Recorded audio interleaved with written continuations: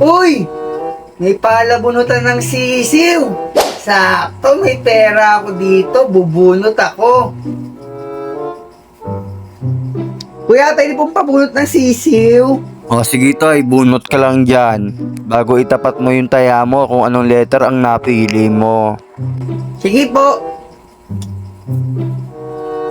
Madali lang to. Kayang-kaya kong hulaan to.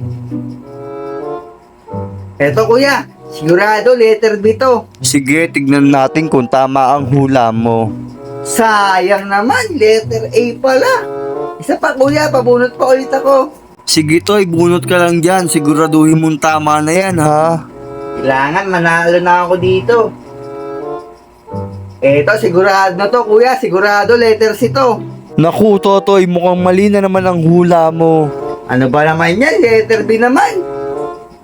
Wait lang, parang wala na akong pera dito ah. Eto, may piso pa. Kuya, pabunot pa ulit akong isa.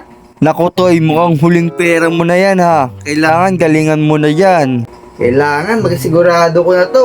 Kailangan tumama na hula ko dito. Eto kuya, sigurado na to. Letter A talaga to. Sige Totoy, tignan natin kung tatama ka na. Ano ba naman yan? Letter C naman.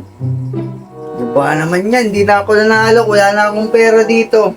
Sige Totoy, okay lang yan. Dahil kahit wala kang pera, pwede ka pa rin magkasisiw. Ikuha mo lang ako ng ulam sa inyo, tapos papalitan ko ng sisiw. At sasamahan ko na rin ng itik, para naman dalawa ng alaga mo. Aba, okay to ha. Mukhang magkakasisiw ako dito. Kaso baka mahuli naman ako ni mama. Paano kayang gagawin ko?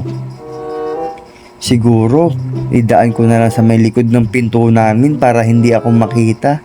Tapos isakto ko na lang na busy silang lahat para makakuha ko ng ulam. Mukhang okay to ah. Mukhang magkakasisiw at itik ako nito. Mukhang magandang idea to.